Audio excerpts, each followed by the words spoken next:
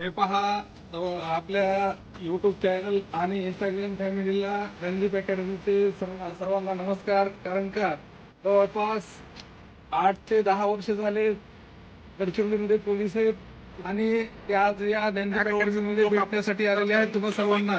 हे पहा, जवळपास 8 ते 10 वर्ष होऊन सुद्धा आजही त्यांचा डोळा जर पाहिलं तर नक्कीच आउट ऑफच्या बाहेर गेल्याशिवाय राहणार नाही. आणि आपण त्यांचा थोडक्यात परिचय घेऊ. काय आपल्या राहणार टेकानवडी तालुक्यात जिल्हा सध्या गडचिरोली जिल्ह्यामध्ये